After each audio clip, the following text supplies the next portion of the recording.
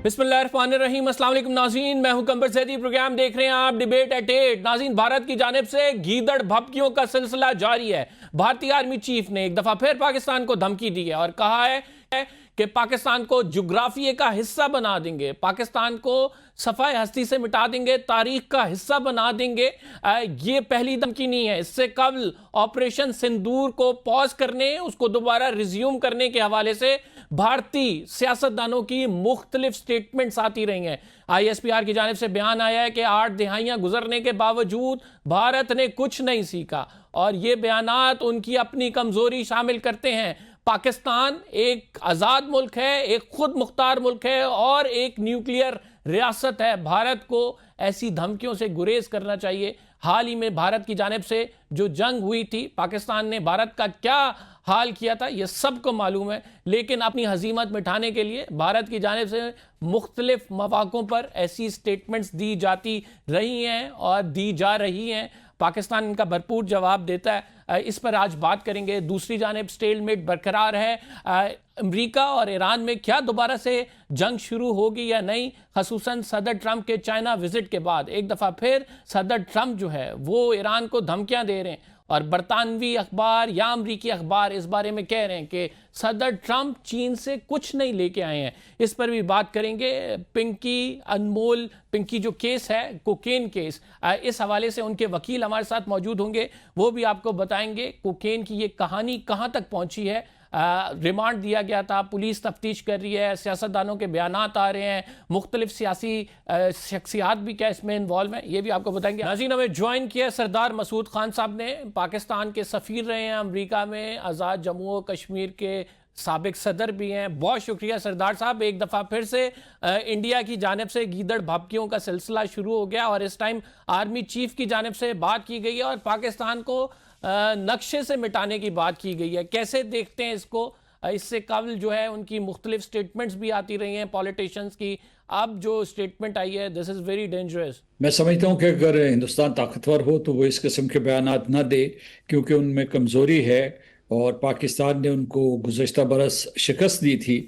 इस वजह से वो ये गीदड़ भभकियों का सहारा ले रहे हैं। और हमें मालूम है कि हिंदुस्तान की फ़ौज कमज़ोर है, उसका कमांड एंड कंट्रोल सिस्टम जो है वो कमज़ोर है, उसका जो भी सियासी क़यादत के साथ ताल्लुक़ात ख़राब हैं आजकल, क्योंकि गुज़श्ता बरस सियासी क़यादत में जो इंतशार था उसकी वजह से और ख़ुद इनके अपने जो है कोऑर्डिनेशन ना होने की वजह से मार्का हक में उनको शिकस्त हुई। तो अभी जो है उनकी राष्ट्रीय स्वयं सेवक संघ के सेक्रेटरी जनरल ने एक मुसालहती बयान जारी किया था और उस वक्त भी शकूक व शुबात पैदा हो गए थे कि वो खुलूस नीयत से ऐसा कर रहे हैं या वैसे जो है ना उनकी एक ये चाल है। तो साबित ये हो रहा है कि चाल है, क्योंकि जो RSS के सेक्रेटरी जनरल ने बयान दिया था उसके एक साबिक आर्मी चीफ ने उसकी हिमायत की थी। तो और दूसरे ये कह रहे थे कि जी वो लोगों के दरमियान ताल्लुक़ात होने चाहिए, पीपल टू पीपल कॉन्टैक्ट्स होने चाहिए। उससे आगे वो बढ़ने के लिए तैयार नहीं थे कि मसला कश्मीर को हल किया जाए या इंडस वाटर ट्रीटी को बहाल किया जाए। तो ये इनकी दरखोर इतना नहीं है, इन पर कोई ज़्यादा तवज्जो देने की ज़रूरत नहीं है। इनके जो बयानात हैं, पाकिस्तान की फ़ौज और पाकिस्तान के अवाम और सियासी क़यादत तैयार हैं किसी भी चैलेंज से हिंदुस्तान की तरफ से जो आएगा उससे निपटने के लिए। तो ISPR का भी इस हवाले से बयान आया है कि 8 दिहाइयों से भारत ने कुछ सीखा नहीं है, लेकिन when it comes to the threatening statements, आप चाहे वो अजित डोवल की देख लें, चाहे अमित शाह की देख लें, कॉन्टीन्यूसली सिंदूर 2 की बात की जाती है। कहा जाता है इसे कि ये पॉज हुआ हुआ है, सिंदूर हमने रिज्यूम करना है, और फिर अब आर्मी की जानिब से ये स्टेटमेंट आना। Can you see possible miss false flag operation या फिर कोई ऐसी चीज़ जो कि इंडिया की मिस कैलकुलेटेड मूव हो? आप ये कोई फोर्सी कर रहे हैं? देखिए, जितने भी मैं तबसरे और तजज़िये सुनता हूँ उसमें एक चीज़ मुझे नज़र नहीं आती, या पाकिस्तान टेलीविज़न नेटवर्क्स हों या उसके अलावा जो मीडिया हाउसेस हों, वो ये है कि हम हिंदुस्तान के साथ हालत जंग में हैं और मार्का हक से लेकर अब तक जंग ख़त्म नहीं हुई। सिर्फ ये नहीं कि उन्होंने मशक़ सरहद के बारे में ये कहा हुआ है कि वो ऑपरेशन सिंदूर को दोबारा करेंगे اور ظاہر ہے کہ انہوں نے انٹیلیجنس کی سرگرمیاں تیز تر کر دی ہیں، بلکہ انہوں نے جنگ جاری رکھی ہے ہماری مغربی سرحد سے۔ انہوں نے نہ صرف افغان طالبان کی سرپرستی شروع کر دی ہے، بلکہ ان کے جو وہاں افغانستان کے اندر اثاثے موجود ہیں، تحریک طالبان پاکستان، داعش اور القاعدہ، ان میں جو ان کا اثر رسوخ ہے، جو ان کی سرمایہ کاری ہے، اس کا استعمال کرتے ہوئے پاکستان کو مسلسل نقصان پہنچا رہے ہیں۔ اور اب تک ہم ہزاروں جانوں کی قربانیاں دے چکے ہیں۔ اسے ہم ایک سطح پہ پہلے جو ہے اے سیمیٹرک وارفیئر کہتے تھے، لیکن میں سمجھتا ہوں کہ یہ اب روایتی جنگ میں تبدیل ہو گئی ہے۔ اور اس وقت جو ہے مغربی سرحد پہ ہم بیک وقت دو فوجوں کے ساتھ نبرد آزما ہیں۔ ایک افغانستان کی فوج، اور اس میں شامل کر لوں گا یہ ساری کی ساری جو ٹیررسٹ اینٹیٹیز ہیں، اور دوسری ہندوستان کی فوج اور ان کی انٹیلیجنس، کیونکہ اس کے بغیر ایسا ممکن نہیں ہے۔ تو یہ کہہ دینا کہ جناب کچھ ماضی میں ہوگا، فالس فلیگ جو ہے آپریشن وہ کرنے کی ضرور تیاری کر رہے ہوں گے۔ اور انہوں نے پچھلے دنوں جو ہے، میں کسی ایک مذاکرے میں تھا تو انہوں نے ریڈ فورٹ کا واقعہ بھی پاکستان کے اوپر تھوپنے کی کوشش کی، حالانکہ وہ بعد میں ثابت ہوا تھا کہ وہ ایک جو بھی واقعہ ہوا تھا وہ اس کے داخلی محرکات تھے، اس کا یا داخلی ایک واقعہ تھا، اس کا پاکستان کے ساتھ کوئی تعلق نہیں تھا۔ تو اس میں زیادہ دور جانے کی ضرورت نہیں۔ پاکستان نے جس طریقے سے ان کو گزشتہ برس شکست دی ہے، اس کی خفت وہ مٹا نہیں سکے، اور اس کے بعد صرف وہ سلسلہ وہاں ختم نہیں ہوا، بین الاقوامی سطح پہ وہ سفارتی طور پر تنہا ہو گئے۔ تو یہ دو جو ان کو ڈیفیٹس ہوئی ہیں، اس کی وجہ سے وہ اس قسم کے بیانات دے رہے ہیں۔ کوئی ذمہ دار جو فوجی سربراہ ہوتا ہے وہ اس قسم کے بیانات نہیں دیتا۔ وہ میرا خیال ہے کہ وہ اسرائیل سے کچھ سیکھ رہے ہیں، یا کچھ جو ہے کچھ دوسرے اور طاقتور ممالک کی طرف سے جو کسی پورے کے پورے ملک کو، اس کی تہذیب کو مٹانے کی بات کر رہے ہوتے ہیں، تو اس کی ایک بھونڈی نقالی کر رہے ہیں۔ اور وہ سمجھتے ہیں کہ اس قسم کی نقالی سے وہ اپنے آپ کو مسکلر ثابت کریں گے۔ میرا اپنا تاثر یہ ہے کہ اس طریقے سے وہ اپنے کمزوری کے بارے میں اعتراف کر رہے ہیں۔ جی سردار صاحب، اسٹیل میٹ برقرار ہے when it comes to America and Iran war, اور اسٹل جو ہے دونوں سائڈ سے بیان آ رہے ہیں۔ کیا آپ دیکھتے ہیں خصوصاً چائنا کے وزٹ کے بعد، is there any possibility of military strike, یا پھر یہ اسی طرح چلتا رہے گا؟ صدر ٹرمپ نے یہ رول آؤٹ نہیں کیا کہ وہ ملٹری سٹرائکس نہیں کریں گے، لیکن یہ ہے کہ وہ یہ بھی کہتے ہیں کہ دوبارہ جنگ نہیں ہوگی۔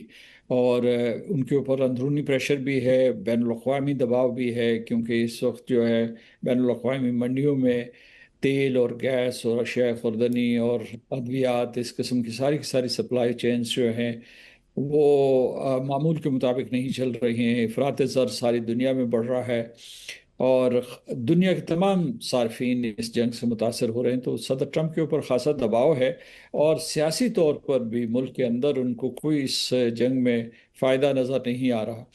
لہٰذا لگتا تو نہیں ہے، مطلب اگر آپ منطق کے ذریعے اس کا تجزیہ کریں تو لگ نہیں رہا کہ وہ دوبارہ حملہ کریں گے۔ کوئی سیاسی اور سفارتی حل چاہیں گے، پاکستان اپنی کوششیں برقرار رکھے ہوئے ہے۔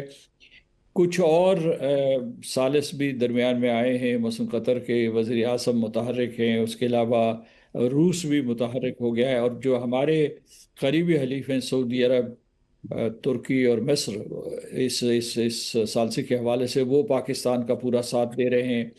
اور جو سعودی عرب کی جانب سے ماڈل دیا گیا ہے ہیلنسکی غالباً ماڈل، وہ کس طرح سے آپ دیکھتے ہیں اس کو؟ اور پھر دوسرا میں آپ سے محسن نقوی صاحب کا پوچھوں گا کہ وہ ایک دم سے جو وزٹ پہ گئے ہیں غیر اعلانیہ طور پر ایران میں، وہ ان کے حوالے سے خبریں آئی ہیں کہ وہ ایران میں موجود ہیں، اس کو کیسے دیکھتے ہیں آپ؟ سعودی عرب کا منصوبہ جامع ہے، اور میرا خیال ہے کہ جسے کہتے ہیں دا ڈے آفٹر کے لیے ہے، کہ فرض کیجئے کہ امریکہ اور ایران کے درمیان کو معاہدہ ہو جاتا ہے، لیکن یہ دو طرفہ معاہدہ نہیں ہونا چاہیے۔ اس کے بعد آگے بڑھ کے یہ دیکھنا چاہیے کہ پورے کے پورے علاقے میں سلامتی کو کیسے برقرار رکھا جائے، ایران اور سعودی عرب کے درمیان، ایران اور خلیجی ریاستوں کے درمیان۔ کیونکہ اگر ایران جو ہے اس کے اوپر سے معاشی پابندیاں اٹھ جاتی ہیں تو اس کے بعد وہ ایک بڑی طاقت ابھرے گا۔ اس وقت بھی وہ ایک بڑی طاقت ہے اس خطے کی، لیکن اگر معاشی پابندیاں اٹھ گئیں تو وہ تو اس کی اٹھان جو ہے اس کا کوئی بھی خلیجی ریاستوں میں مقابلہ نہیں کر سکے گا، لیکن اس سے مسابقت بھی پیدا ہوتی ہے، رقابت بھی پیدا ہوتی ہے، تو بہتر یہ ہے کہ وہ بقائے باہمی کے اصولوں کے اوپر امن و سلامتی کے لیے کوشش کریں۔ تو اس کے لیے میں سمجھتا ہوں سعودی عرب کا بہت ہی اہم انیشیٹو ہے۔ پاکستان کی بھی یہ کوشش رہی ہے کئی برسوں سے، اور چین نے بھی اس سلسلے میں معاونت بھی کی ہے، ہاتھ بھی بٹایا ہے کہ ایران اور سعودی عرب کے درمیان اگر تعلقات بہتر ہو جائیں تو باقی بیشتر خلیجی ریاستوں کے ساتھ ایران کے تعلقات بہتر ہو جائیں گے، اور یہی خطے کے مفاد میں ہے۔ ابھی جو پاکستان کی جانب سے کوششیں کی جا رہی ہیں because the cease fire is very فرجائل، اور جو محسن نقوی صاحب وہاں پہ موجود ہیں، ڈو یو تھنک سو کہ جو پاکستان کی ہم میڈیشن کا رول ادا کر رہے ہیں؟ اس سے پہلے بھی ایران کی جانب سے عباس عراقچی صاحب نے جب پریس کانفرنس کی، انہوں نے کہا کہ مکمل طور پر ناکام نہیں ہوئی ہے ثالثی کی کوششیں۔ کس طرح سے آپ دیکھ رہے ہیں آئندہ آنے والے دنوں میں کیا کچھ ایکسپیکٹڈ ہے؟ دو بیانات آئے ہیں، ایک جو ہے عباس راکچی صاحب کی طرف سے آیا تھا کہ کوششیں ناکام نہیں ہوئی ہیں۔ میں توقع یہ کر رہا تھا کہ وہ پاکستان کے اوپر بھرپور اعتماد کا مظاہرہ کرتے تو زیادہ بہتر ہوتا، جو انہوں نے روایتی طور پر کیا ہے ایران کے وزیر خارجہ نے۔ دوسرے وہ ہندوستان گئے ہوئے تھے، ہندوستان میں انہوں نے تھوڑا سا لب و لہجے میں تبدیلی کی، اور امریکہ جو ہے وہ پورے کا پورا پاکستان کے اوپر اعتماد کر رہا ہے۔ وہاں جو ہے ایک آواز لنڈسی گراہم کی طرف سے اٹھی تھی، میرا خیال ہے کہ اس میں اسرائیلی لابی کا اور ہندوستانی کا اثر تھا، تو انہوں نے جو ہے پاکستان کے کریڈینشلز کے اوپر کوئی سوال اٹھانے کی کوشش کی، حالانکہ پاکستان کی کوششیں تو 100% ہیں۔ اگر رکاوٹ آ رہی ہے کہیں تو وہ تہران سے آ رہی ہے، واشنگٹن سے آ رہی ہے۔ یہ جو فریقین ہیں یہ کوئی درمیانی راستہ تلاش نہیں کر رہے، اور اپنی جو ہے میکسیمل پوزیشنز کے اوپر قائم ہے۔ تو جو محسن نقوی صاحب وہاں گئے ہیں، غیر اعلانیہ گئے ہیں، لیکن اب تو سب کو معلوم ہو چکا ہے، تو اس میں پاکستان ایک لاسٹ ڈچ ایفرٹ کرے گا کہ کسی طریقے سے فریقین کو آمادہ کرے کہ وہ اپنی جو انتہائی پوزیشنز ہیں ان سے کنارہ کشی کریں اور درمیان میں آئیں، تاکہ خطہ اور پھر دنیا جو ہے ایک بہت بڑی جنگ سے بچ سکیں، اور معاشی سطح پہ مطلب جو عالمی معیشت ہے اس میں ایک استحکام آئے۔ بہت بہت شکریہ، ہمارے ساتھ سردار صاحب موجود تھے، اپنی رائے کا اظہار کر رہے تھے۔ ہم ایک چھوٹا سا بریک لیں گے، we will be right back after this short break, آپ کہیں مت جائیے گا۔